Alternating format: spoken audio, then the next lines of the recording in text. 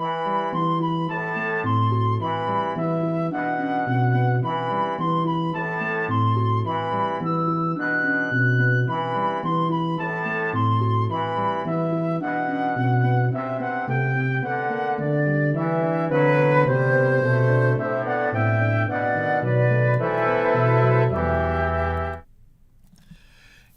evening, everybody. Welcome back to Exploring the Lord of the Rings. This is session number 337, and tonight we return to the main text after several delightful weeks looking at the illustrations. That was so much fun. It was really the first time I've ever focused on trying to really learn the Cirth.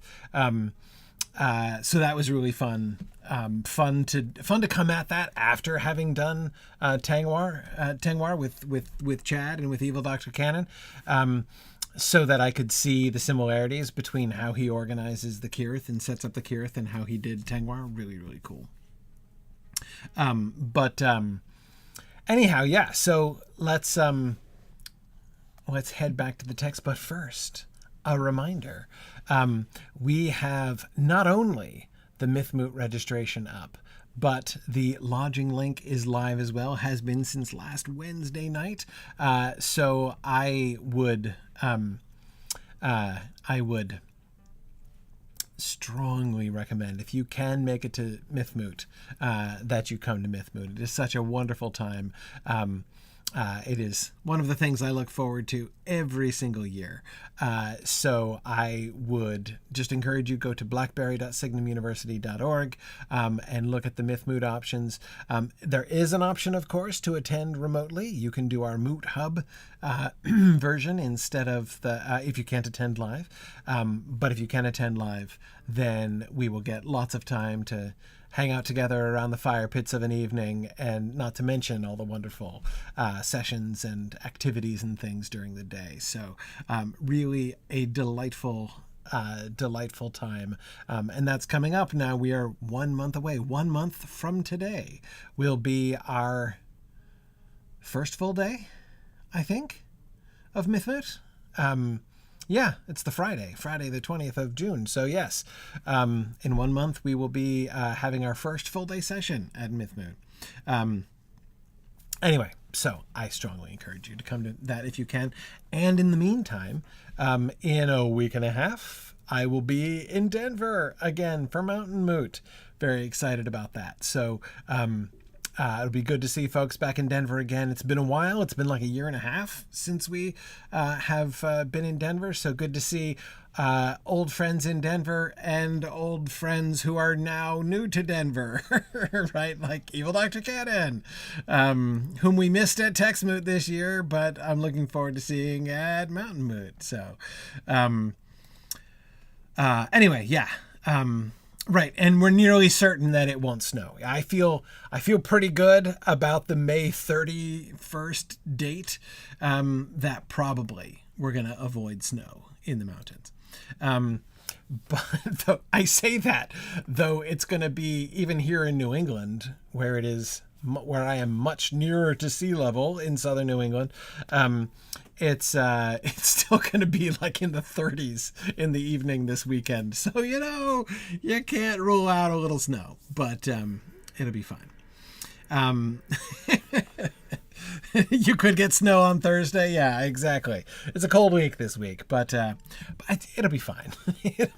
Trying to find a month in which you're guaranteed not to get snow in Denver is kind of challenging, but but we'll see.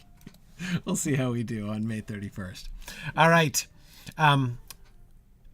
Let's go back to the text. So, you may remember the Company of the Ring has been standing by the Tomb of Balin for a long time, which seems only fair because, of course, you remember that's just what Tolkien told us that he did for like a year, right? Tolkien left the company standing by the Tomb of Balin for a year, set the book aside, and came back writing this chapter, as we've talked about a little bit before when we read the first couple paragraphs of the Bridge of Khazad-dûm chapter. So I don't feel bad for leaving them there for a month or two while we've looked at the illustrations. Exactly. We're emulating Tolkien. That's exactly why we've slowed to a crawl, though actually we're moving at a fairly rapid pace comparatively. But let's now return to the text and see what happens next. A sudden dread and a horror of the chamber fell on the company. "We cannot get out," muttered Gimli. It was well for us that the pool had sunk a little, and that the Watcher was sleeping down at the southern end. Gandalf raised his head and looked round. "They seem to have made a last stand by both doors," he said, "but there were not many left by that time. So ended the attempt to retake Moria. It was valiant but foolish. The time is not yet come. Now I fear we must say farewell to Balin, son of Fundin. Here he must lie in the halls of his fathers. We will take this book, the Book of Mazarbul, and look at it more closely later. You had better keep it, Gimli, and take it back to Dain if you get a chance. It will interest him, though it will grieve him deeply. Come, let us go. The morning is passing." No, Nancy, the images were not made during that pause. The images, I believe, were made later. By the way, but do you notice the little plug for them? We will look at it more closely later, right? Like a little hint, right? You should look at the Book of Mazarbul more closely later, which we did. So I feel good about that. We have fulfilled Gandalf's hopes and dreams there by looking at it more closely later on. First paragraph first. Yes, Luke, let's go ahead and start with that, because that's something I was resisting talking about for months. And that is the name, the Watcher in the Water. You'll remember I was resistant at the time to talking about what it was called, because it hadn't been called that yet, right? I wanted to wait to think about that creature's name, because the context of the name, I think, is really important.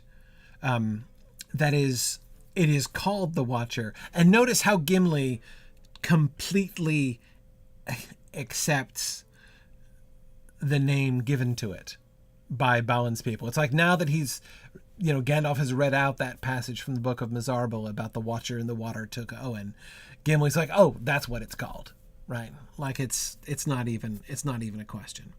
Yeah, J.J. Sam just calls it snakes. Yeah. He's, again, remember Frodo seems to leave it an open, like he's not 100% sure whether it was one creature or whether there were many of them, right?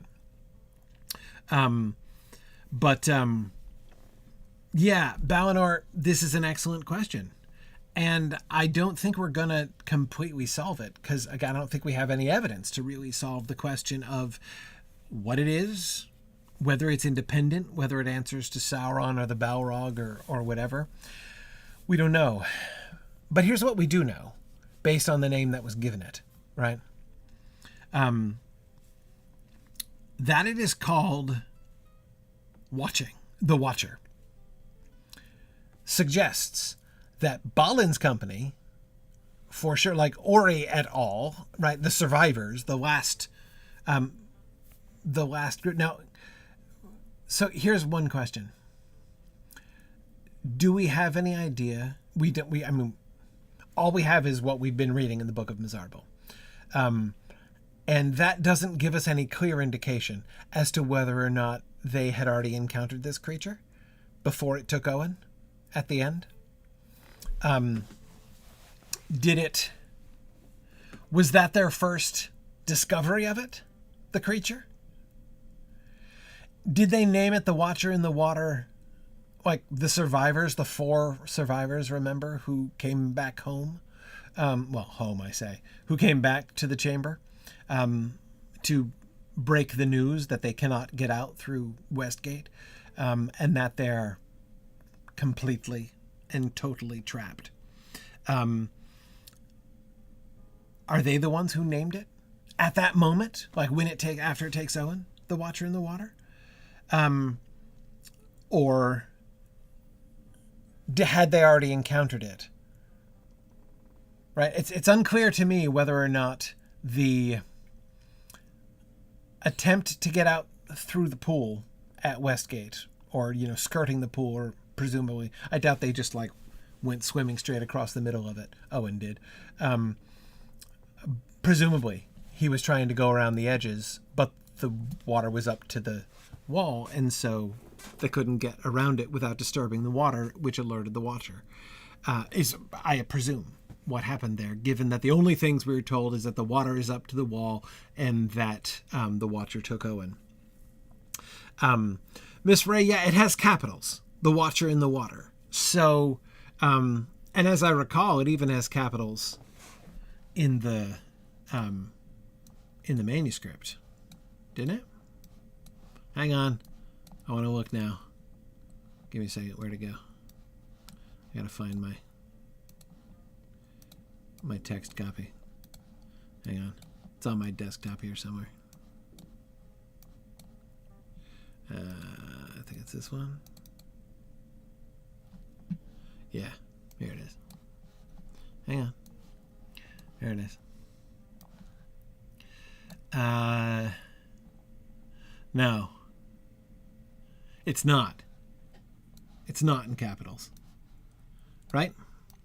It's right here. Sorry, I had to move all my chat windows out of the way, so now I'm pulling them all back here. Okay, there it is. It's right here. The Watcher in the water took Owen, right here. So there's no capital letters. We see a capital right up here, right? That's Frar and Looney.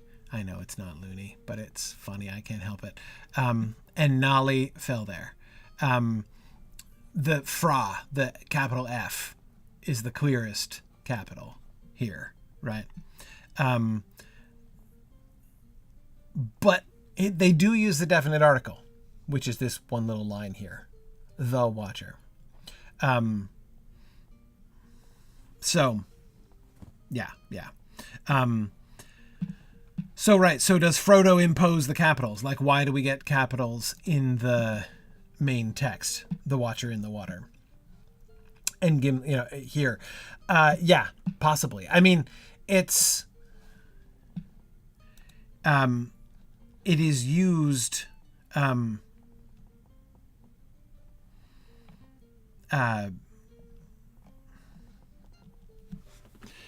It's used like a name, right? Or like a title, not exactly a name. I mean, it's not like Watcher is the name his mama gave him, presumably. Yeah, it's whenever the name was given, whether it was given later, earlier, whether they were familiar with the creature and just were hoping to avoid it. And it was, I mean, certainly they were desperate enough to try to go through or around the lake, even though they know the creature's in there, at the end, right? So, they could have known. The fact that they tried to cross doesn't prove they didn't know, right? Because they were desperate enough to try anyway. Yeah, Go Eddie. It does sound like his job description, right? So they clearly assume that it has a job. They clearly assume that it is there on purpose, that it is a sentry. It has been posted there. It is guarding the gate and preventing anybody from getting out. That, I think, seems clear from the name that they give it. And even Gimli's comment, it was well for us that the pool had sunk a little and that the Watcher was sleeping down at the southern end. He considers them fortunate. Like they, without knowing it, got past a guardian of the door by those two chances. The fact that the Watcher was sleeping at the southern end of the pool and that the pool had sunk a little. Yes, Colin, very much like a military watch. Guard duty. He's a guard. He's a guard.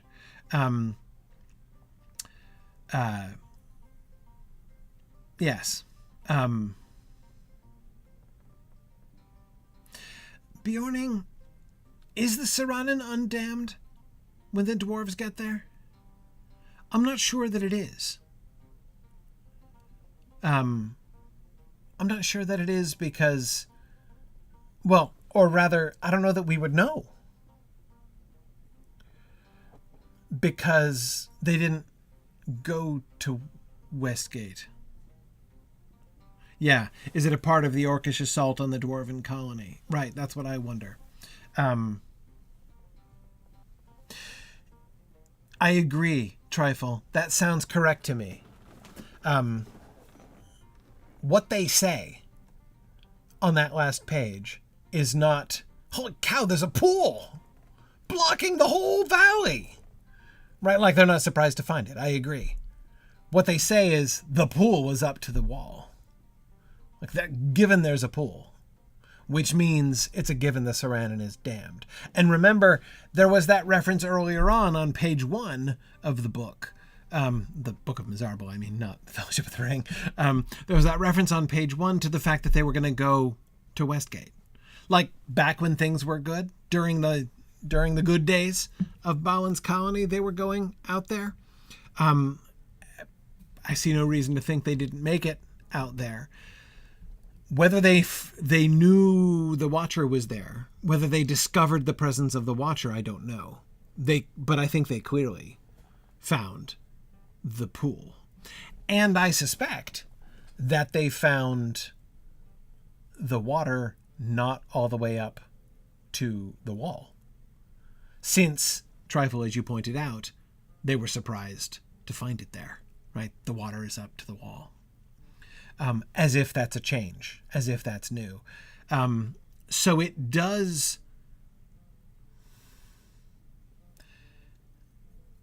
Well, I think we can say one of two things.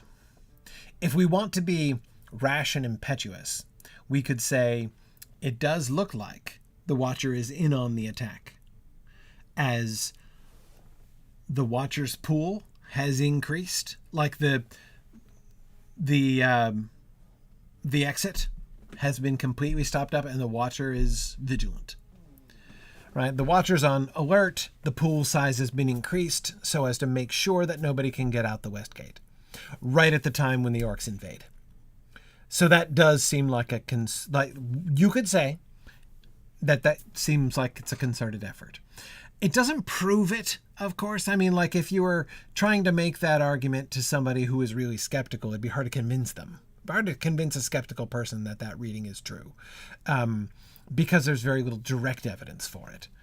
What I think would be safer to say is that at the very least, if Gimli is correct that they were a little lucky, that it was their good fortune that the pool had sunk a little and the Watcher was sleeping down at the southern end, Balin's company had particularly bad luck, right? I agree that installing the Watcher and raising the pool is a pretty sophisticated plan, Bjorning, though I would say it seems to me that the Watcher had been installed. I don't see any reason to believe the Watcher is a new innovation, right? Like, now featuring giant squid that wasn't there before. Like, I don't think it's really a squid. But I don't know. But here's the thing.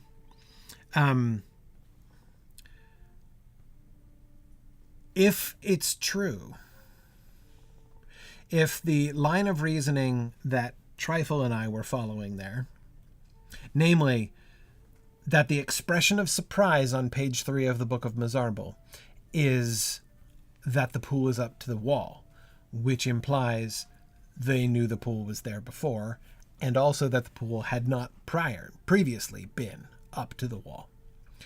If that were the case, presumably, they could have gone in and out and around it. They could have gone in and out and around it without disturbing it. The company would never have known that the Watcher in the water was there if Boromir hadn't thrown the rock. If the water hadn't been disturbed, now, like, they did have to cross it. Remember the greasy stones on the hobbits' feet? They did have to cross a creek, right? A little inlet of the water. So they had disturbed it anyway. You know, maybe it would have been inevitable that they, you know, that it was already disturbed and was coming even if Boromir hadn't thrown the rock. Yeah. Well, that's interesting. It is possible that the Watcher controls the dam itself. Yes, Luke, Gandalf does remember the Sauron flowing.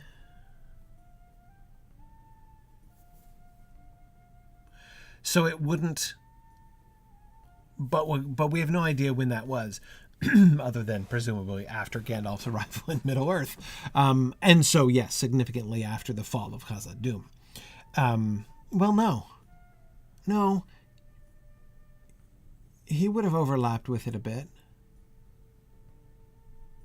Because Khazad-dûm didn't fall until, like, 80-ish? So, Gandalf was around for, you know, the last millennium of Khazad-dûm.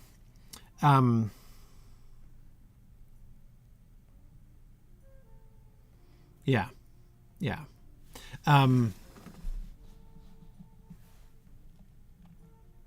Anyhow, so we don't know how long ago the Sauron was swift and noisy as Gandalf remembered it. Because Gandalf could have encountered it at almost any time. What seems to me clear is that Gandalf hasn't come there frequently. The fact that Gandalf doesn't know the password suggests to me that he may never have passed through the West Gate ever in his life before. It's not just that he forgot it, right? So he would have seen the Sauron, he would have traveled through Holland and seen the Sauron, but I also don't know how big a stream the Sauron is exactly. Anyway, that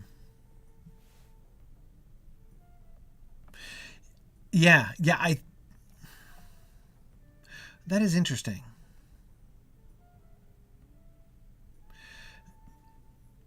When he says that the Sauron used to be swift and noisy, does that even prove that it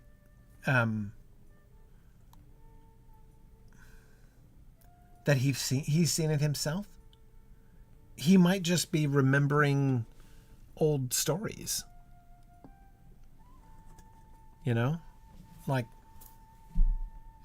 I bet you there must be survivors of Eregion in Rivendell.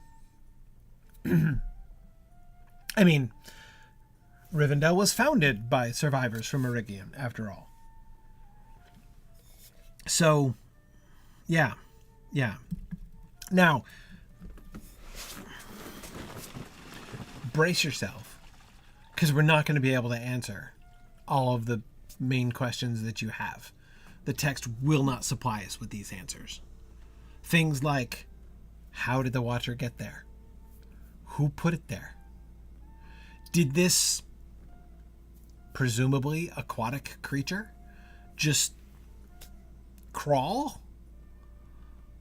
out the gate and plop itself into a pool of water that had been made prepared for it? Did it crawl out of the gate, find the stream, and set about industriously damming the stream like some,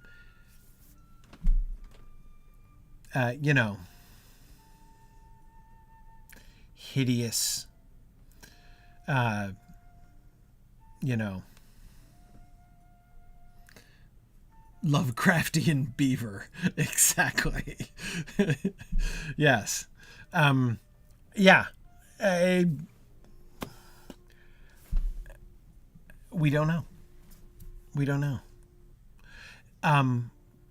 Was it like planted there? Did somebody bring it when it was just a little pollywog, right? And raise it in the pool there? Like, again, we just don't know. And Jackie, I agree that it does seem foolish to underestimate its agency. Yes. Yes. I agree.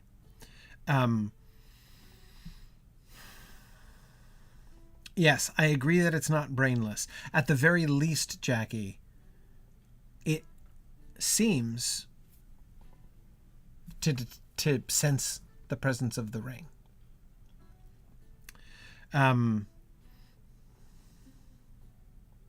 So we don't know.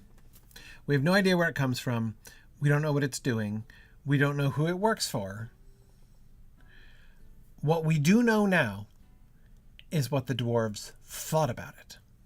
The dwarves were convinced that the Watcher, they called it the Watcher in the water because it was like a guard set there to prevent them leaving.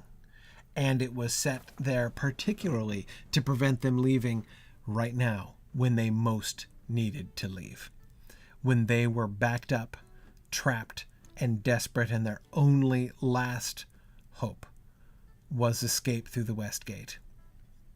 They found not only that the pool of water out there was definitely inhabited by something malevolent and apparently on guard for them, as far as they could tell, but that at that moment, as if in preparation to trap them, the pool had come up all the way to the wall.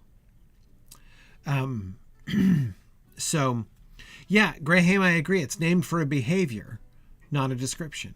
Yes. Yeah. And Watcher is fascinating in particular because, I mean, as several of you are pointing out, we never exactly saw eyes on the thing, right?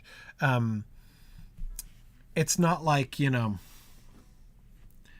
it's like a D&D beholder or something, which, for those of you who don't play D&D, is like a giant floating eyeball with extra eyeballs on stalks sticking out the side. Like, you might see a monster that looked like that and call it a Watcher, right? Because, like, that makes sense.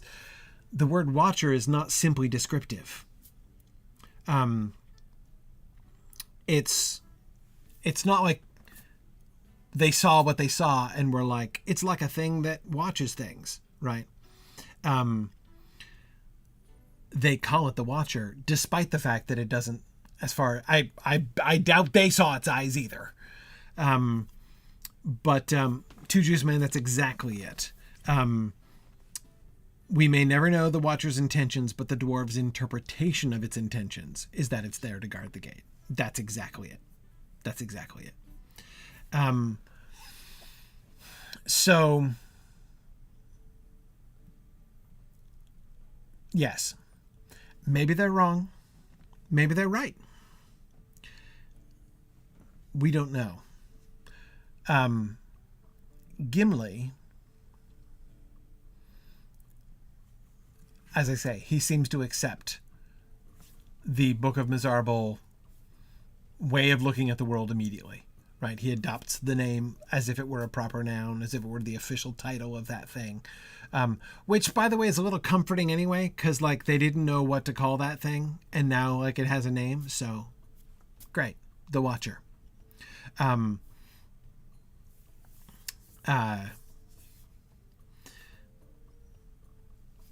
Yeah. Belangsmond, I agree. They do feel its presence, right? Remember Frodo? His words to Boromir, right? I'm afraid of the pool. Don't disturb it. Yes, Yes, he could feel its presence. Yeah.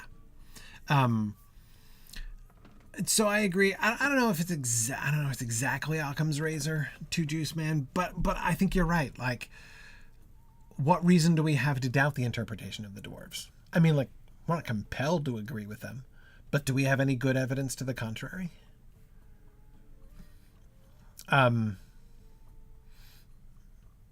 Yeah. So the question is, whose plot is it? And I think it's pretty clear it's not the Balrog's plot. Because the Balrog is Sir not appearing in this Book of Mazarbul, as several of you have noticed, right? I forget who it was. Somebody was saying last time that they were really surprised that there was no reference, not even an oblique reference to the Balrog in any of the parts of the book that Gandalf couldn't read, right? That was like one of the Easter eggs that was you, Fencing Frog? Yeah. One of the Easter eggs you were hoping for in the book was that there'd be some reference to Durin's Bane. Even some, like, allusion to being afraid that it's going to show up or something. But you wouldn't even know that Durin's Bane existed if all you had was the Book of Mazarbul, at least the parts that we're given, right? And that it's interesting, right? That is an interesting fact. Yes, Jackie, I think that's pretty clear. It's a Dol Guldur plot. The one thing we know for sure about the destruction of the dwarves is that it is engineered from outside, and the orcs come from the east. They don't come from below. They don't come through the mountains. This is not just an invasion, a revenge of the orcs. This is an invading army that comes overland from the east, from Dol Guldur. Remember that conversation that Gandalf had? Oh, who was it? Was it Gimli? I think it was Gimli. Gimli, who said that, who sort of scoffingly said of Sauron, his arm has grown long indeed if he can bring down snows. Remember, that was Gimli, right? And then Gandalf shoots back, his arm has grown long, right? Yeah, that is Gimli. Okay, I thought so. So yeah, Sauron's arm has grown long enough, it seems clear, to orchestrate the downfall of Balin's colony. Why he didn't do it right away? Maybe it took him a little while to organize after the dwarves set up, but whatever the reason, it seems fairly clear that Sauron learns of the resettlement of Moria and says, I don't think so. No, we're not having that.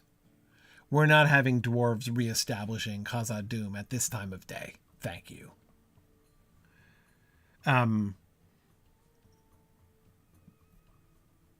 Bob, I don't know how exactly we can guess when Sauron learned about the resettlement. I mean, presumably there were orc survivors, and so word would have potentially filtered back to him from there. I know it's funny to imagine, like, a comical letter from the Balrog or something. But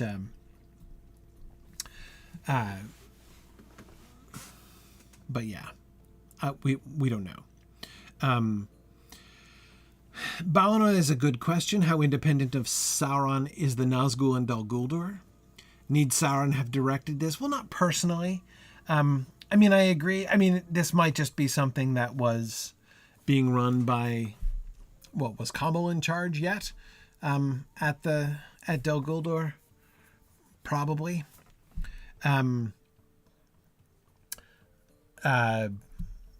This might be something that Kamal arranged on his own.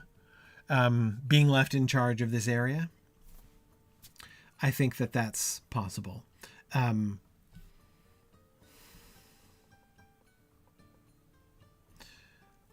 But he, I don't know.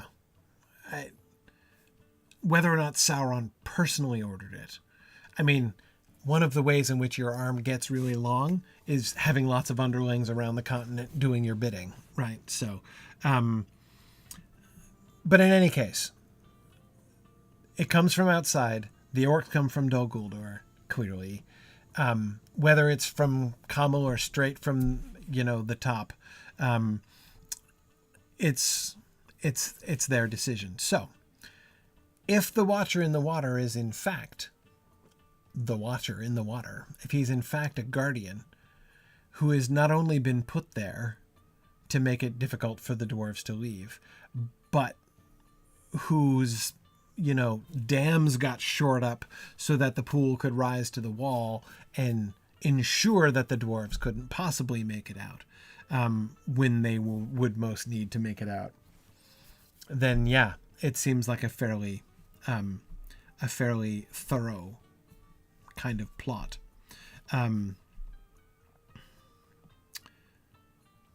Yes, I agree, Bjorning, that does seem sensible, that Sauron seems at pains to isolate Rivendell and Lindon from the Vales of Anduin. Yes. Yeah, now, he doesn't exactly close the paths of Caradhras, but yeah. Emily, that, I think, has always been the other option to me. If the appearance of the Watcher in the Water, if the presence of the Watcher in the Water in that pool is not in fact Sauron's plot, the part of an active scheme on his part, at the very least, it's like Shelob, as you say, a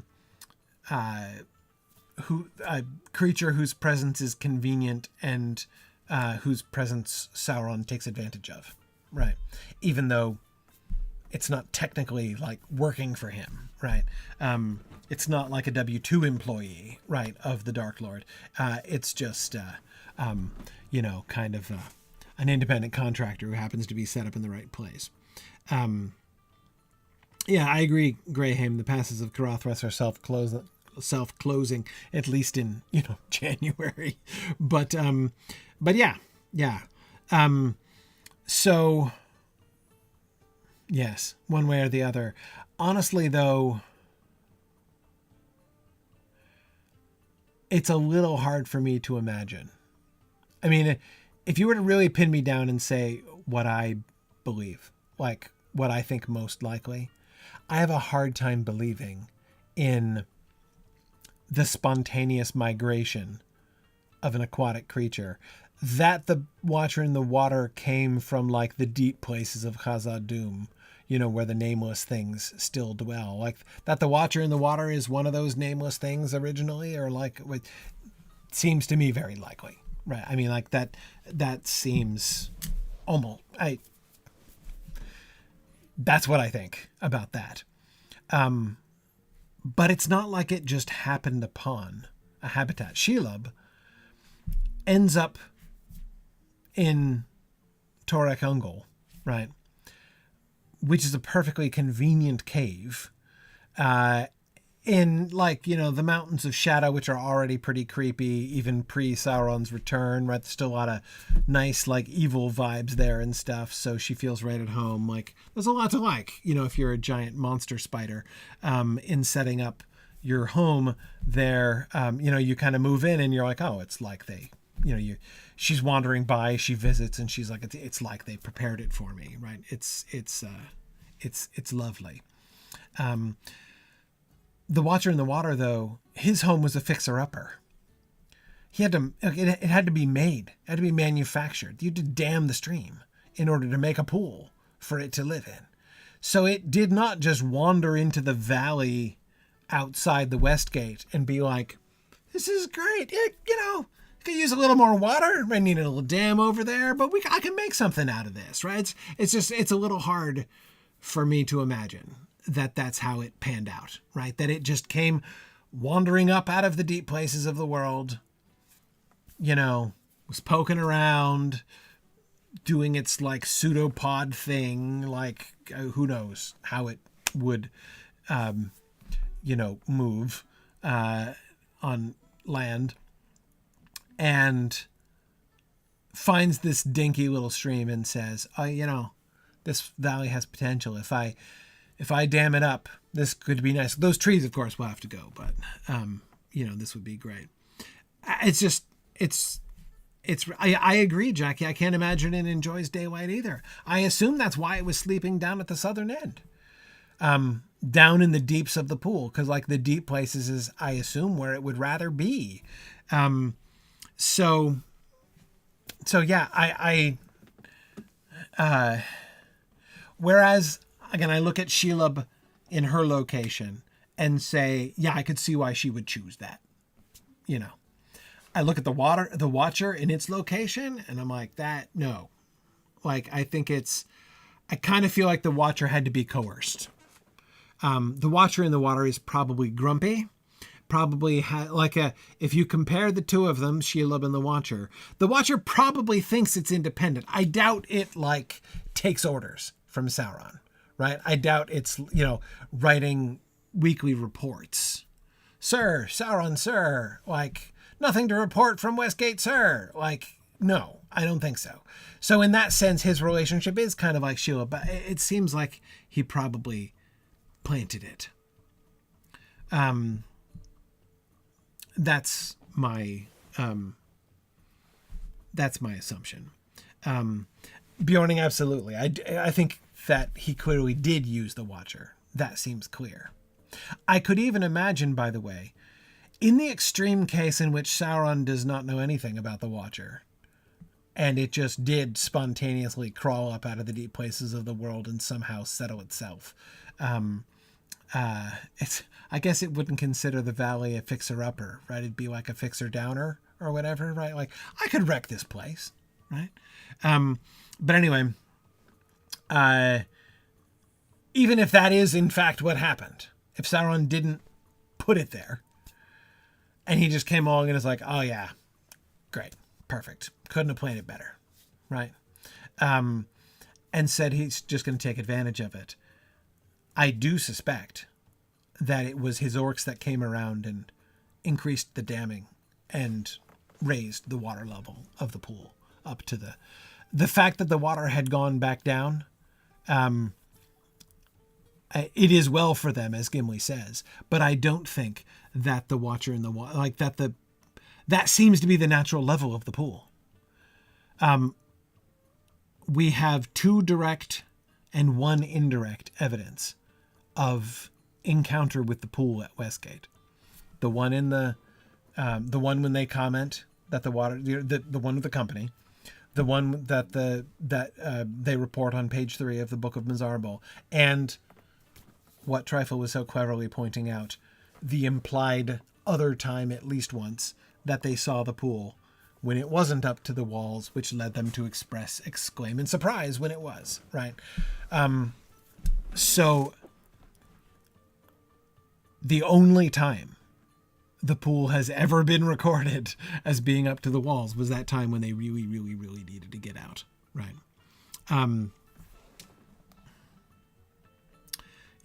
Yeah. So, and Nancy is speculating, the Balrog saying, it would be just awful if someone were to boil this subterranean lake you're currently living in. Maybe you would prefer to live in this non-boiling pool right here. Yeah. Though again, I don't think the Balrog, is involved. I really don't. In particular, because we don't have any reason to believe that the Balrog is involved at any point in the destruction of Balin's company. I mean, all of the evidence that I can see suggests the Balrog slept through that whole thing. Seriously.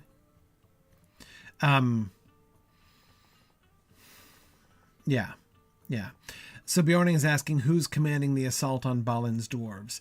No, not Sauron himself. No, there would have been, some orc captain or brigand, presumably, who would have been put in charge of the assault. Sorry, that's a Battle of Pelennor Field quote, but it was no brigand or orc chieftain who was commanding the armies. It was, the Witch King. Yeah, so some orc chieftain, presumably. Yeah. Or brigand, potentially. Right. But yeah. Yes. So, okay.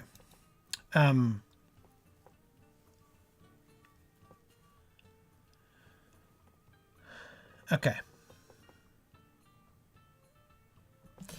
Now, notice one of Gandalf's other observations here. They seem to have made a last stand by both doors. So there's the door that they came in through, where they were stepping on like the weapons and bones by the door. Though they didn't realize it at the time, and we didn't realize it at the time. But there are bodies by both doors. But there were not many left by that time. Let's remember this, the making a last stand by both doors, because within a small number of paragraphs, that's going to be an interesting and relevant fact, I think.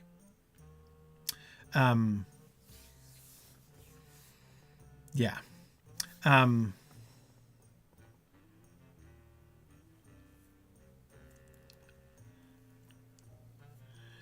Okay.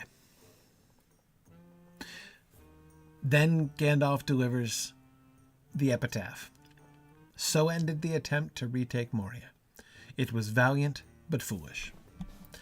And that's what I'm sort of jokingly calling Balin's epitaph, from Gandalf anyway. Valiant but foolish. The time is not yet come. Is not come yet. The time is not come yet. That's such a fascinating statement, syntactically. The present tense is the thing that gets me. The time is not come yet.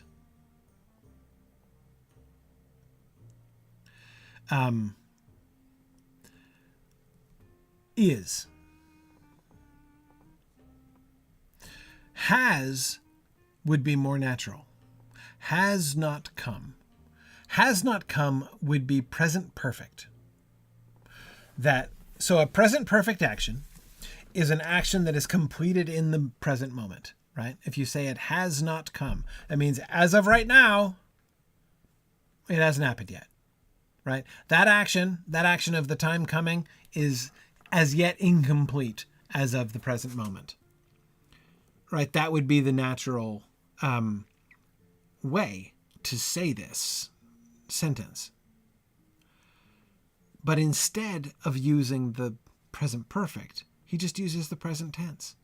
The time is not come yet. Now think about that for a second. Remove the negative. To try to understand the verb that Gandalf is using, let's think of that in the positive. If you say of something, the time is come, that's really interesting, isn't it? The time is come. If you you say it that way. Again, that's different from the time has come. The time is come. It is somewhat biblical. It's very archaic. Nobody in the 20th century talks like that. Or did talk like that, back in the 20th century. Notice what it does. It takes the word come and it makes it an adjective. Is can't be used as a helping verb in that way. I mean, you can't say You know, like, you can't be like, I am eat, right? Like when you're ready to sit down for dinner, like it doesn't work. Like the verb to be doesn't work that way in English, right? You can't be like, he is run. I guess you could say he is run out of, I mean, still like it's weird, right? Bjorning, yes, I am come is exactly the parallel usage. That you could say. In fact, doesn't Aragorn say that? I am come? What it does, again, think grammatically here. Replace the word come with any other word, like the way that we would construct that in English. If you use a linking verb, if you use the verb to be like that, something is something, right? The thing on the predicate side, right? The thing on the right-hand side of that equation, you've got a subject is blank. It's either going to be a noun or it's going to be an adjective, right? You can either say something like, he is the king. That's a noun. You got a predicate nominative, right? Or you could say, he is cute. And that's an adjective describing the thing, right?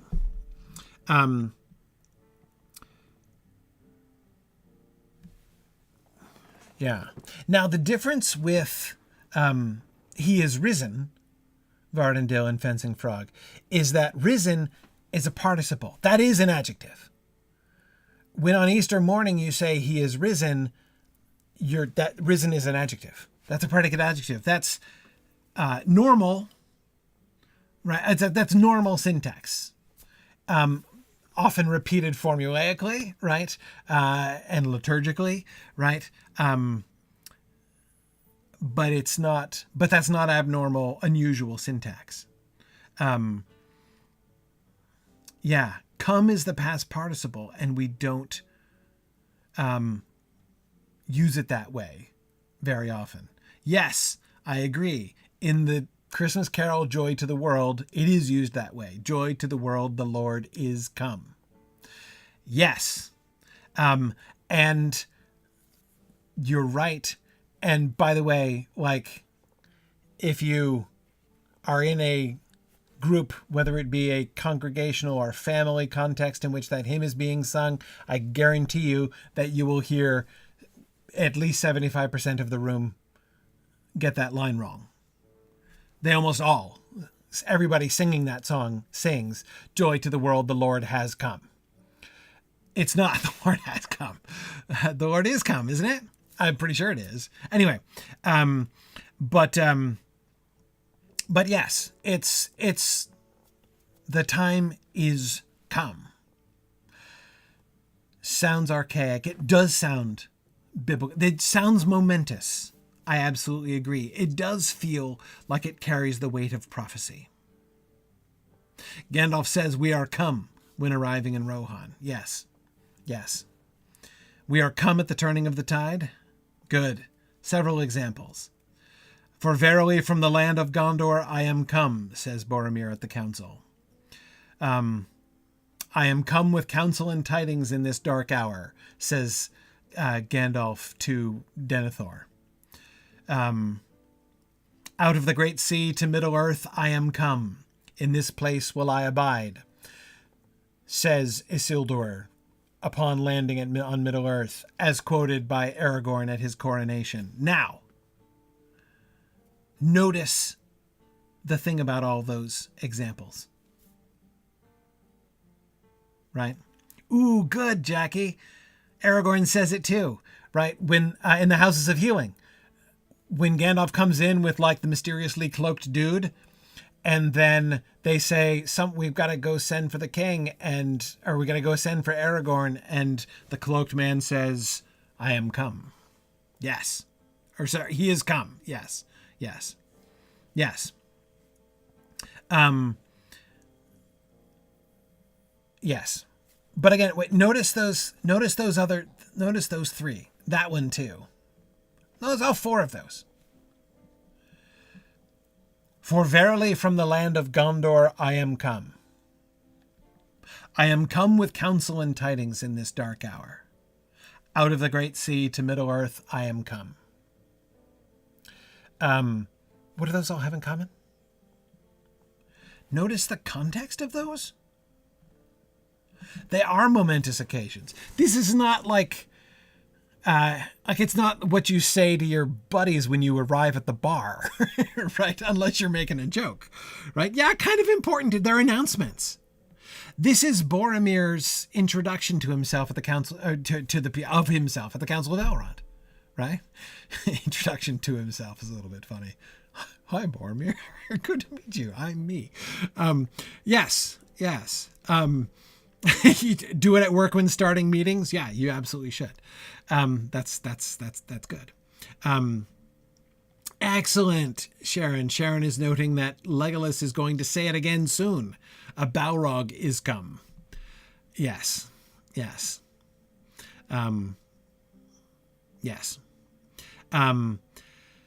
So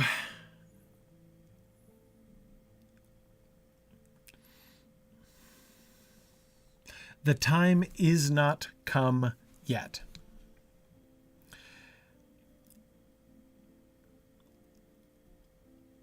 The announcement of arrival.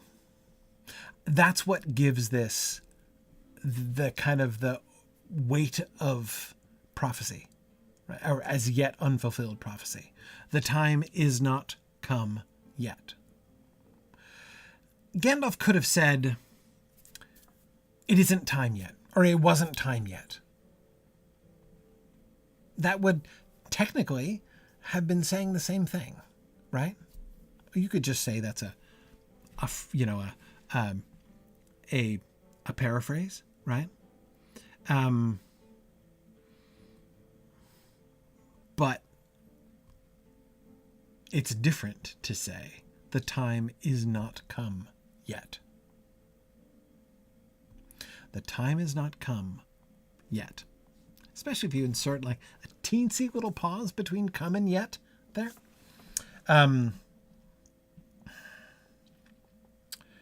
Yeah.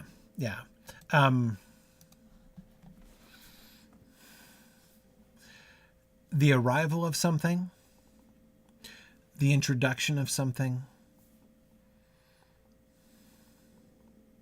Yeah. It does have more gravitas. Yes.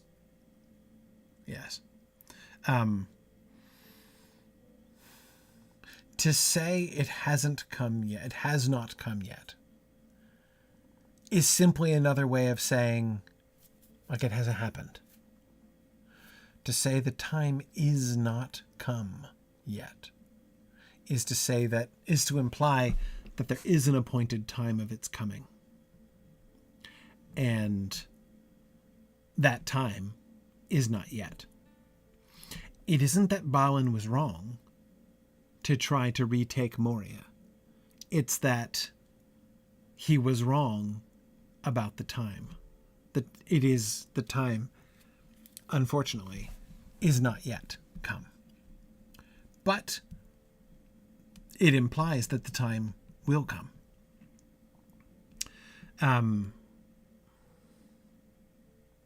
Yeah,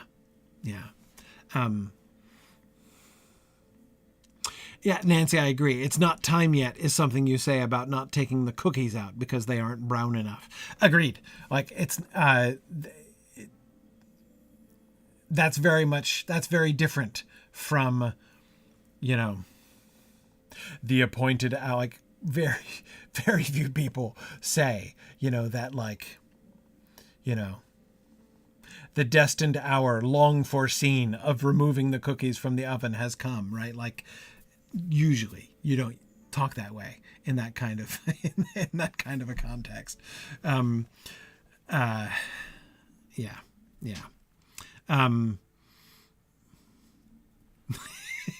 You're gonna next time you bake cookies, trifle. Yes. I suppose it does depend on the kind of cookie, Emily, perhaps. But I agree. You got to use a certain tone when you say it, Sharon. I agree. It certainly lends a gravitas to the thing, and it sounds like, even in the later this chapter, when Legolas is going to say that about the Balrog, a Balrog is come. Think of the difference between saying that and saying, "Hey, it's a Balrog," which conveys the same information, right? Except no, it doesn't. There's more there, right? A Balrog is come implies that, like, this is a moment, right? The advent of a Balrog in that place at that time is a moment, right?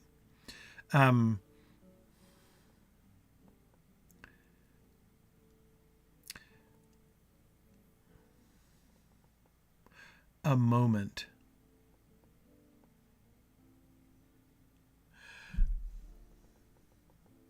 I know where it comes from. This way of thinking about time. Sorry, one more thing. And another apology, except I don't totally, really apologize. More Bible talk for a minute. Well, Greek talk anyway. There are two Greek words for time. There's chronos and there's kairos. Chronos means like tick-tock, the passage of time. That's the cookie time, Nancy, right? When you're like, oh, the cookies need a little more time, you're talking about chronos there. Kairos, those are times. When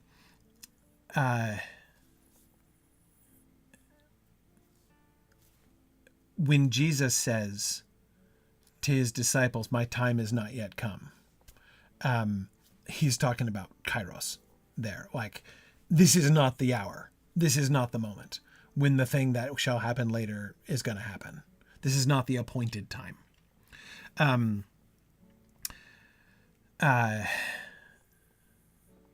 The Shakespeare play, in which Shakespeare plays with this idea of time and time, is Henry IV. When Hal is talking about redeeming the time, there's Shakespeare does a bunch of play on those two different senses of time.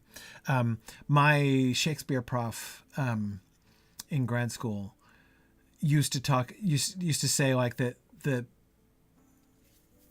the two places in modern English where sometimes we still use the word time. We almost always just use it in the chronos sense anymore. But the two places in modern English usage where we still consistently, or at least often, will use it in the old sense is childbirth and death. Like, it's almost her time, and his time is very near, right? Both of those usages refer to like that sense of like it's a moment, right? A significant time, like a moment foretold, like a moment, like the fulfillment of prophecy, right? Even if like no one actually prophesied it, right? But again, it's a significant moment, an occasion, capital O, right? Yes, Fourth Dauntless, the Witch King is absolutely thinking in those terms when he says at the gates of Minas Tirith, "This is my hour." Absolutely. Absolutely.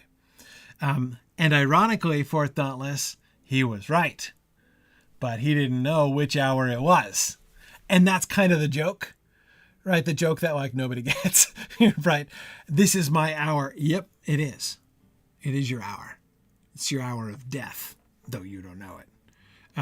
So cool. It is the hour of doom. Exactly. Sorry, spoilers. JJ, spoilers. Yeah, you're right. We can't very well go on pretending like we don't know what the Return of the King says for the next 30 years, right?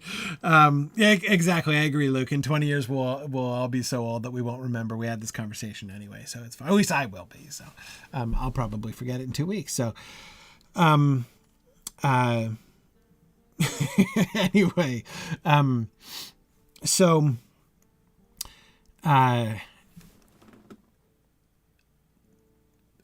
this phrasing, the is come phrasing, makes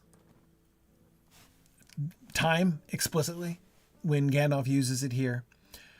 And even those declarations, those introductions, right? Boromir to the council, Gandalf to Denethor, Isildur to Middle-earth, most of all, Isildur to Middle-earth, and Aragorn quoting it at his coronation, right? In all three of those places, again, the coronation one most of all, it's announcing a moment, right? Even like an introduction is a moment, right? Yeah. So I think so, Bjorning. I actually think that's fair. When Tolkien as a character say the time is not come yet, or I am come, we're to read that as a character referring to a significant event like Kairos versus Kronos. Yeah, I think so. Or rather, by phrasing it that way, they are suggesting that it is significant. It would be an interesting challenge. I mean, many of you have come up with lots of really cool examples of where this phrasing is used elsewhere in the Lord of the Rings, which is great.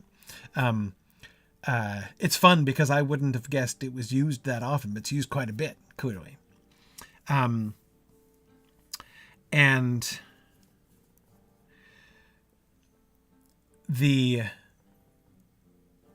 I don't think we'll find a single time where it's simply said casually, like you might say to your friends at the pub. I don't think so. Now, for Thoughtless, no, I didn't say it explicitly, but I'll say it again now. I think there's a reason I keep misreading that sentence and saying the time is not yet come, because I agree, not yet come is more natural. Not yet is a phrase that's you don't usually split that phrase. It's unusual to split that phrase.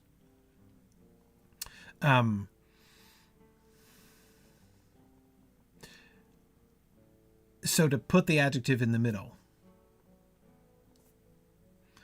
it's not like deeply weird, but I agree, it's unusual. And I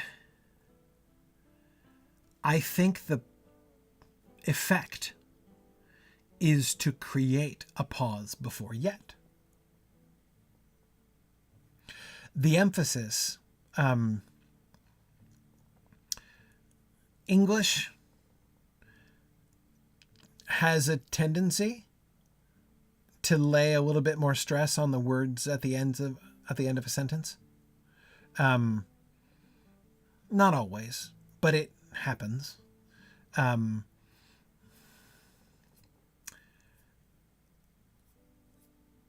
The time is not, if you say the time is not yet come, the emphasis is on come. If you say the time has not come yet, the emphasis is on yet. It's a subtle difference, but I think it does make a difference. I think it does make a difference in the emphasis, and I think that that's the direction the difference is in. The time has not come yet. Yes. Okay. Well, that phrase took us rather far afield in talking about the Witch King and goodness knows what else. Isildur's arrival in Middle-earth and whatnot. But that's all right.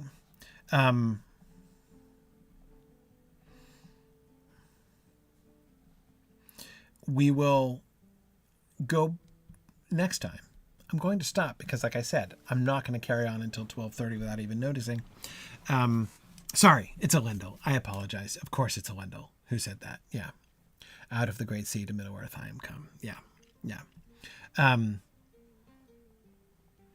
Yeah. Never mind. I'm not going to speculate what Isildur said. Yes, Johannes, I do think that you are right. It is a cultural thing. It's interesting, Johannes, that you would go on to say you won't get a hobbit saying things like that. What's interesting about that is that it's Gandalf speaking. And Gandalf is really good at speaking hobbit. And in fact, he speaks at the hobbits a lot of the time, or at least he is so represented by our hobbit biased narrator as doing. And therefore, it seems to me the more significant when Gandalf starts speaking in this way. And he's clearly in the middle of this sentence, modulated into this different mode. And that sentence, so ended the attempt to retake Moria. So ended is the signal that you don't, it's another thing you don't generally say, like down the pub, right? So finished I my beer. Like, you don't usually say that. So ended the attempt to retake Moria. It was valiant, but foolish. The time is not come yet. I agree, JJ. Isildur was probably saying, where can I put my giant rock? Yes. When he arrived in Middle-earth, he was like, ugh, carrying the Stone of Erech for reasons best known to himself. Yeah. Anyway,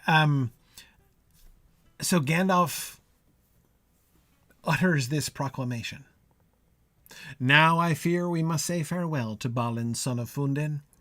Here he must lie in the halls of his fathers. It's almost a eulogy, like not quite like it's not a eulogy in the sense of like praising Balin and stuff, but there's an almost ceremonial element. Gandalf transitions out of the reading of the book by kind of taking a moment to acknowledge the solemnity of the moment, which is good, makes sense. He's just read the horrible story of them all dying, trapped in the room, and it would be a little crude to be like, well, anyway, let's go. So he transitions out. So ended the attempt. Here he must lie in the halls of his fathers. We will take this book, the Book of Mazarbul. He gives the book a name. He just named it. We will take this book, the Book of Mazarbul, and look at it more closely later. And the book that's a good name. The Book of Mazarbul, it means the Book of Records. It is the Book of Records. It's the book that they found in the Chamber of Mazarbul. So I remember when I was a kid, I used to think that was like a pretty cheap name by Gandalf. I'm like, come on, Gandalf. It's a lame name, right? I mean, it's like, we found this book in the living room, so I shall call it the Living Room Book, right? Like that. Yeah, come on. But the Book of Records, yes, technically, Lincoln, it's the Book of Records since Mazarbul is in the genitive.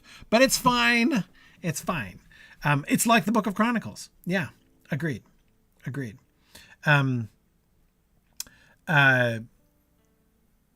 Yes. And look at it more closely later. And he bestows it upon Gimli. You had better keep it, Gimli, and take it back to Dain if you get a chance. Notice he's already segueing, if you get a chance, he's already segueing out of the really formal mode. It will interest him, though it will grieve him deeply. Now he's speaking like a friend, right? Come, let us go. The morning is passing. Very good. All right. Well, look, that's me rushing through those last few sentences in our last couple minutes here, but I'll probably glance at those last few sentences again next time. But anyway, that was fun. Thank you, everybody. Yes. Hey, Goro 187. This is not a rerun. I'm here live. Okay, let's go to our field trip. Thanks, everybody. as always, for those who joined us for the book discussion. Things are going to start getting fairly exciting fairly soon. And we've got one more paragraph before things really start getting dodgy. So we will look forward to that next week. Excellent. Okay.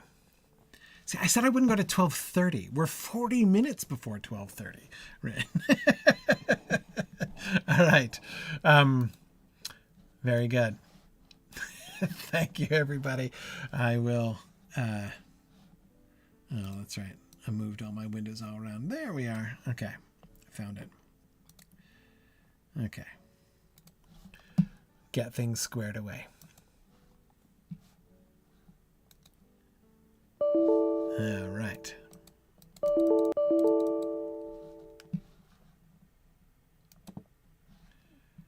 Let's see. Get back in. Good evening, Professor. Good evening, Valoria. How are you this evening? I'm doing very well, thank you. It's a lovely day today. Yes. Oh, man. I felt quite hobbitish out in the garden center of Walmart. Excellent. Were you buying little plants and holding them up and smiling at them? Just like Sam at the beginning of the movie? Looking at the names going, what the heck? Yeah. I have a black thumb. I remember when I was pregnant with my first kid, I was in absolute tears because I couldn't keep a spider plant alive, and I was like, how am I supposed to tell one? How am I supposed to raise a baby? Right. But I can't keep this alive. And then, like, after Max was born, I'm just kind of like, oh, yeah, they'll tell you when they're hungry. Plants don't do that. Plants don't do that. Yeah, it's true. Kids are a little bit more communicative. Yeah. Yeah, and demanding. Yes. I wish plants would be a little more demanding, actually. Right. Agreed. They're a little too passive for my liking. Yeah. So yeah. I had a thought about the Watcher. Okay. And the fact that everyone just like it was just mentioned and nobody like, what was that, or I've never heard of such a thing, or something like that. I wonder if like it was either some sort of Moria boogeyman, like how Gollum was the boogeyman in right. in the Misty Mountains or something like that, or something that there was always like, oh, don't go down there, the Watcher's down there. That's just sort of been shrouded in mystery, like it was the cryptid of Moria that everyone just sort of talked about and told stories about, but everyone just knew it was there even if they hadn't seen it. Well, see, I mean, you mean they knew it was there, like in the pool, or just like somewhere in the dark depths? Right. Yeah, maybe. Okay, so we're at the Hall of Flowing Water. That's where we're headed. Oh, I sent Valoria summons. Okay. Yeah, I got it. It's, maybe. It's taking sweet time. Maybe. So, I mean, I gotta think before it moved out into its, bright new home in the sunshine out of doors.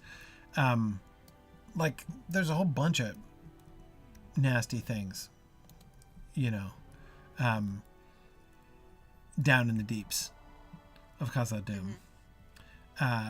But maybe, like, yeah, it's the Watcher in the Water is a mystery. Yeah. Now, okay, so Valoria, in the last couple weeks, we've been exploring around this area. I want to go back south. And because I just cruised up and discovered, looped back around to here from the south last time. And so from here, we enter this hall that has these like little water features around the columns. Yeah. And that's kind of like all it is. It's a side entry here that then goes up, and it looks like there's a high arch. The shape of the water features means it would be useful for when the water overflowed as well.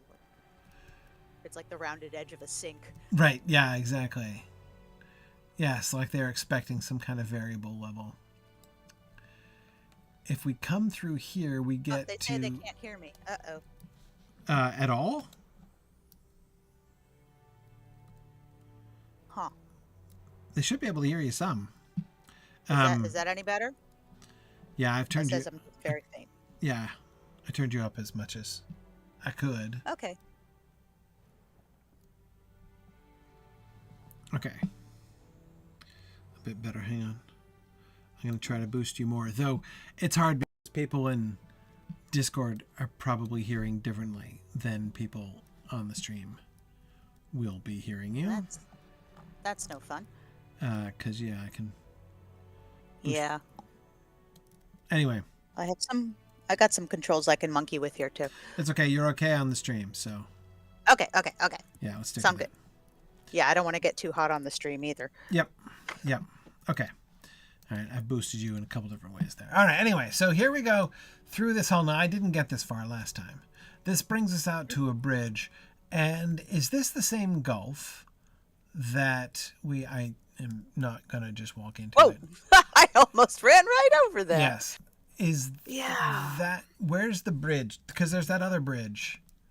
Mm-hmm. The one to the Great Delving. Yeah, I think it is, but it's not due north. It like winds about a little bit. Yeah. I think there's more gulf on the other side. This is what happens when I just assume the rendering's going to happen eventually. Right. Well, it might finish rendering, while you're plummeting. Okay, so these are stairs that will descend. I don't want to descend yet. The music is telling me that this is not a happy place. Yes. As is only too often the case here in Moria while the time is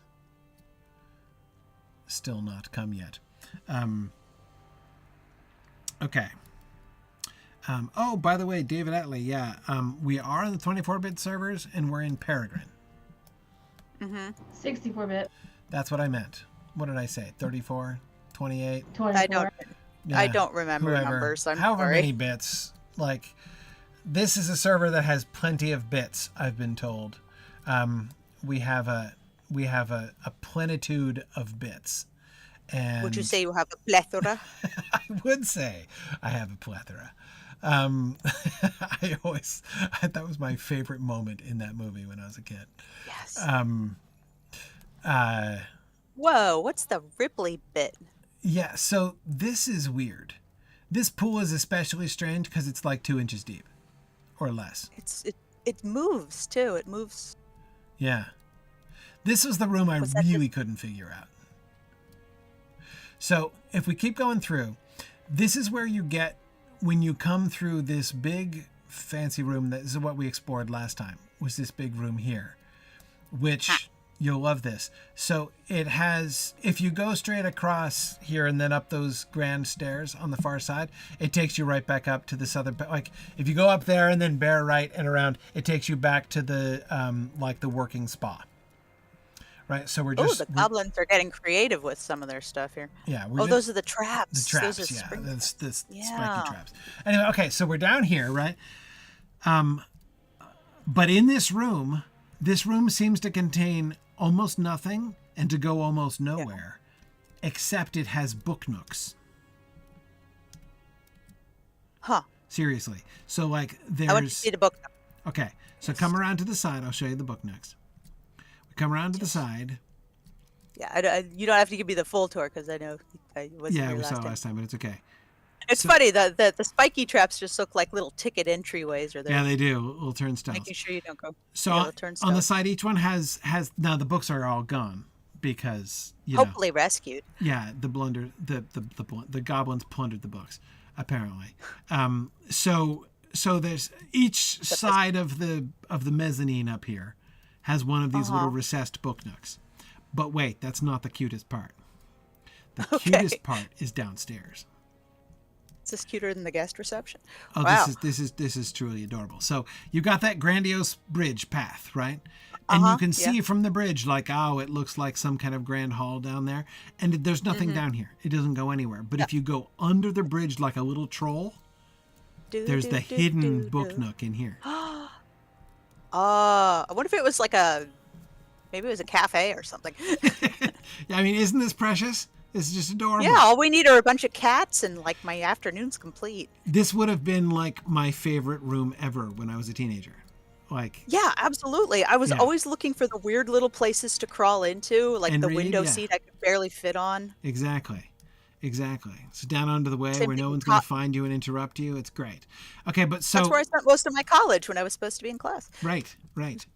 So we come through here, the little weird book nook room, and it brings us out again back to this room. So this, on the one hand, like big picture, now that we know where it goes, we know that this way, though it takes a right-hand turn here, this is like the road that's going to lead out to that big bridge, which is now broken, right? But presumably, again, if we look at the map, headed out towards something that would lead us either into the Great Delving or up along, some other part of the bridge up there. Anyway, like it took us somewhere. This is this is sort of a secondary road. But what is up with this room and the pool? Like the reflecting pool in the middle of this. And then we've got those braziers with the purple crystals. Yeah. And Well, it's so close to the relaxing book nook. Maybe this is just a relaxing water place.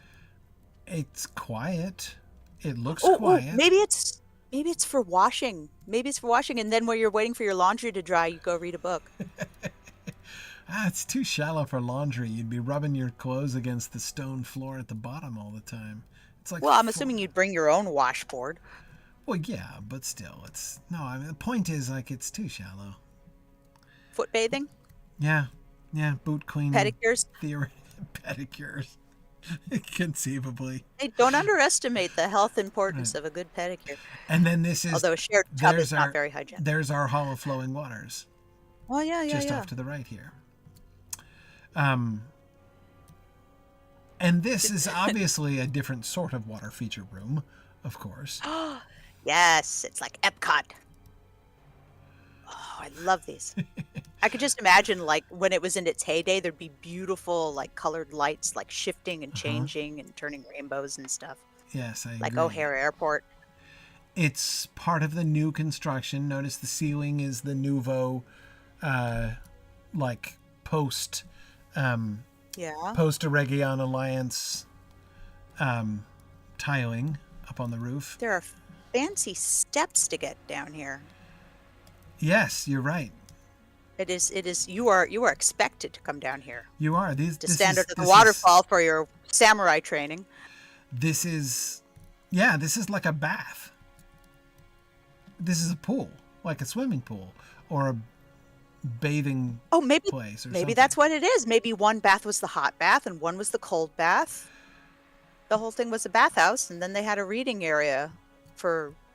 Maybe that was the sauna. I don't know. So this could conceivably be connected to that first sauna room that we were in. Or maybe it was segregated, like this is the men's one and the other's the ladies' one, or however they divide their things. It doesn't have to be a binary. No, and also it would be kind of funny if, like, for dwarves, if the men's baths were like enormous and the women's baths were small because there are fewer of them. Or the other way around. Yeah. Well, no, I mean, Tolkien says there are fewer dwarf women, but Yes, I know. anyway, We ain't standing under the waterfall. Do something different. yeah, no, I like this. Yeah, Amathor and I am warming up to this idea that the whole area here, including the book nooks, are part of a dwarven spa. Because we had the steam room. Mm-hmm. That was the first thing we saw. Mm-hmm. So hang on a second. So let me run back up through here.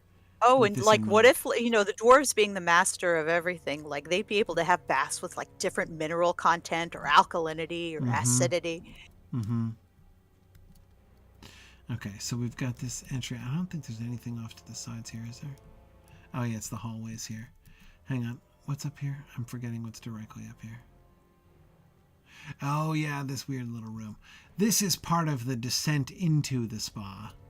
If we come up here and take a right, we're on one of the cross streets that leads up into the main road up there. Yeah. Yeah, okay, we went through there before. Okay, so this is not part of the spa. We only get to the spa once we come down over here. This is like the spa antechamber. This would have been like where they would have handed out towels and stuff in that room. Yeah. Because, yeah, if we come through here, as I recall, down all the way to the end and to the left is where that first steam room was. Mm-hmm. And this is the way into the book nook room. You have to take it right there. That's the book nook. Maybe the book nook is the dry sauna room. Yeah. And then Because back you wouldn't want to get the books wet. around the corner over here. Here's the steam room. Okay. Yes. Or not a little insalubrious for a steam room. Exactly. It is in quite an insalubrious state these days. But like back in the day, this was the hot room. Uh-huh. And since it's closest to the main road, you probably started in the hot room. Yeah. Okay. Yep. Yeah. Then you have your hot bath and your cold bath. Cold bath. Yeah, I think so it's the shallowness of that little pool that really kind of confuses me. Maybe it's for the kids. That's where they always stick the shallow pools. Right, for like the little dwarf The little babies splash to pad. paddle around. Yeah, them. little dwarf babies. Yeah. Yeah. It's like the toddler pool. Mm-hmm. It's a good depth for a toddler pool. Yeah, yeah. Little dwarf babies could like sit there and be like up to their chests in the water. Right. Yeah, because I don't know. Do we know if dwarves are very good swimmers? Or do they just I think we have sink little like a bag of evidence on that point. my gut says they sink like a bag of hammers. You'd think, but then Gimli isn't the one who makes a big deal about getting into the boat. Oh yeah, yeah. I mean, Well, there's enough water around here, it's like I've lost the tour. Hang on. oh, sorry, we're back at the we're back in the toddler pool. Oh, okay. I don't remember how to get there. So on the one hand, I love this idea. On the other hand, if I were somebody who is trying to enjoy a peaceful afternoon in the book nooks, I'd be pretty mad that they built the toddler pool right next door with no like doorway in between. Oh, it's reading material for the moms. Mom. Yeah, I'm watching, honey. Yep. Yep, that's very good. I don't think there are any doors here. Yeah, I mean, or like I said, maybe it's just for like maybe you feet. could drop your baby at the pool here and then go next door to read. They probably have a much more laissez-faire parenting approach. Yeah, I can believe that. Especially because they're so cute. Okay. Yeah, there you are. Okay. Sorry, still in the waiting pool. Right, and then Not everyone had rendered on the layer, so I'm just like, it tells me I'm in the midst of the group and I'm by myself. Oh dear. Just like in real life. And right, and then we come around the corner, and here we are in the all flowing waters. Love it. Okay. Yep. Yep. It's the spa area. It totally it's the spa. works. Spa. Love it. So we've got and that would be that would make that living area, like that apartment neighborhood up north of the road, a very desirable neighborhood.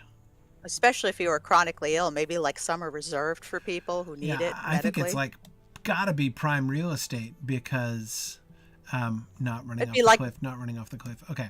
It's like it's like Bath in England. Yeah. Yeah. You got go to the tap rooms and take the waters. Because you think about it. So this main road, like we've got the visiting dignitaries coming through here. Like it's a ceremonial road. So you're right near, like you've got front row tickets to important things. You're right around the corner from Durin's Hall where the big welcomes and feasts and the feast hall and stuff is.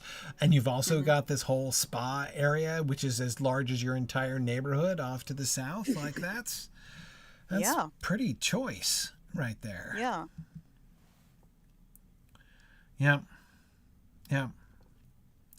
No, I Love it. Sorry, I came back out here Yep. because I wanted to see a little bit more to try to guess a little bit better about where this bridge used to go.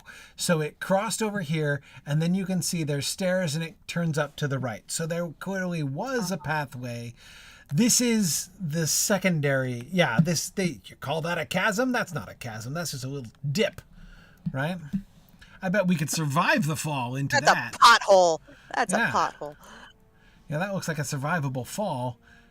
Well, someone's testing that theory out. Yeah. How are you doing, Thular? And you're right, the bridge is a solid wall. It's not a span. JJ was just pointing that out. Stun Duck says, yes, it's fine. Okay. Okay. Thular, are you dead? If all your friends jumped off the cliff, would you jump off too? But anyway, so we're... I mean, if it's for the tour, yeah. Okay, so we're... The real chasm, the chasm that is spanned by the bridge to the Great Delving, the one where we thought the procession began, right at that marker in the middle of the bridge, remember that? That Yes. bridge spanned a huge chasm we couldn't see the bottom of, as I recall. And that, I think, is what's just on the other side of that rock ridge over there. I gotcha. Which means that this bridge went straight across, and yes, is not a bridge. This is not a bridge. It's a wall. It's solid straight all the way down. So this was like a promontory, which they finished and paved to make it a road across, so that you could go on what presumably was a scenic walk up along the edge of the far precipice. It doesn't look like there's a bridge over there because there's nothing on the far side, just a solid wall. So you couldn't get into the Great Delving from here. Well, there's some stairs over there that lead into nowhere. It kind of implies there were more parts of this which have fallen into disrepair. Yes. Yes, I agree. So you could go down into this thing, which is not even a chasm, because it's just part of the descent.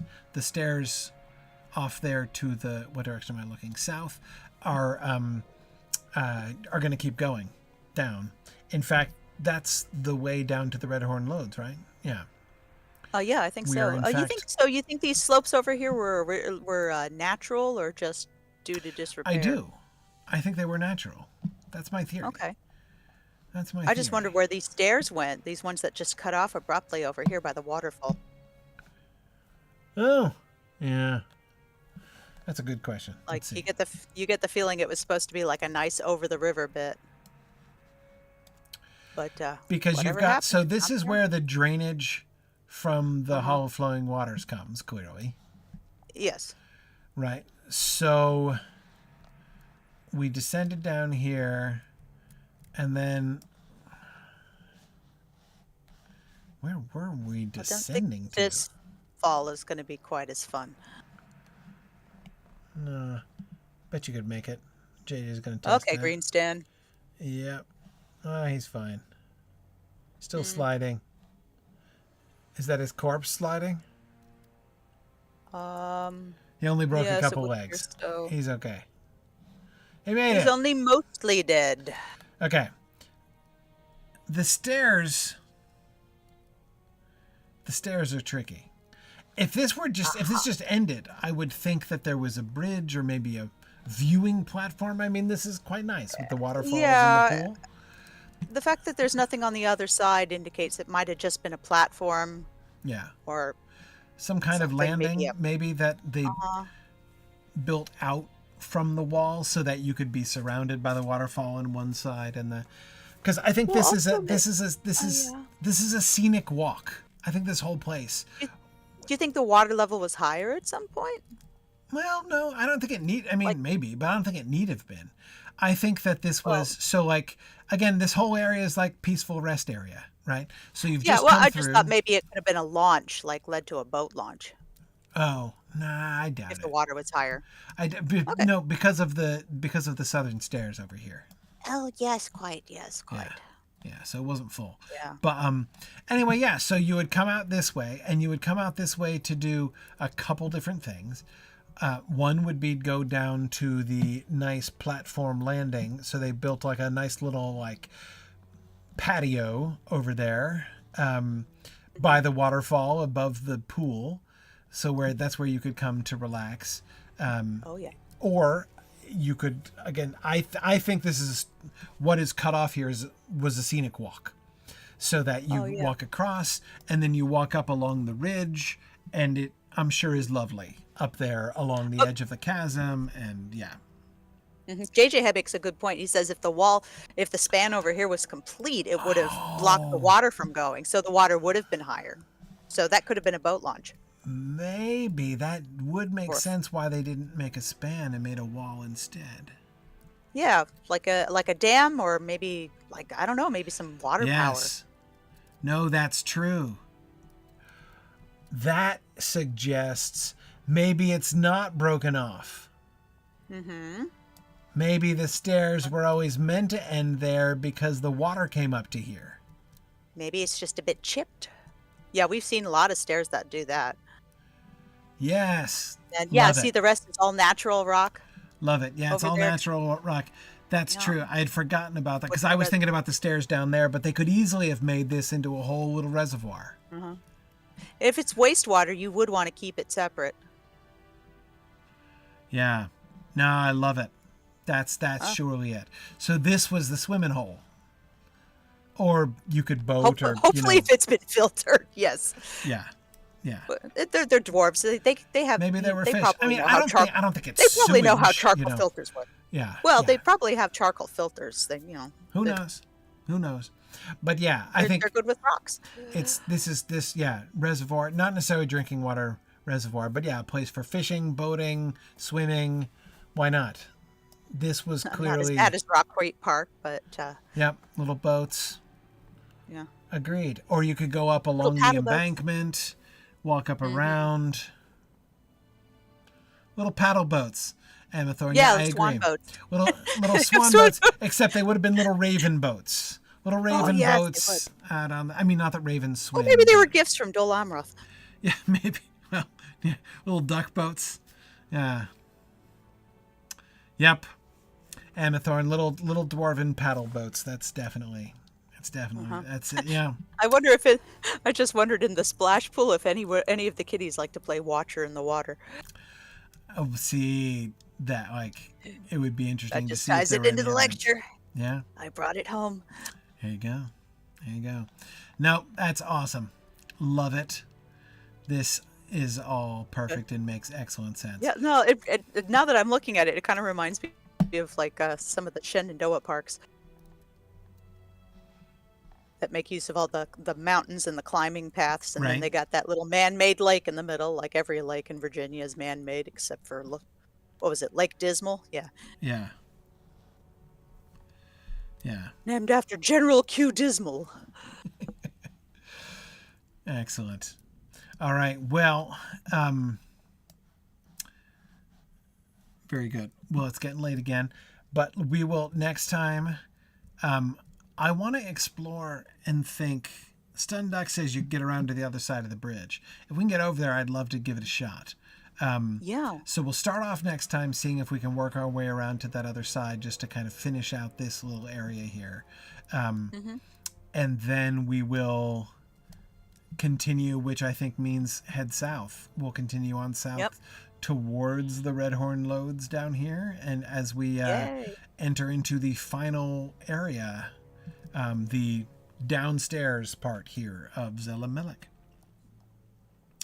Absolutely. Cool. Awesome. Thanks very much, everybody. And I will hope to see you guys next week. I don't know any reason why I won't be here next week, I think. So we'll see how that goes. Okay. All right. Thanks, everybody. Bye now. Bye.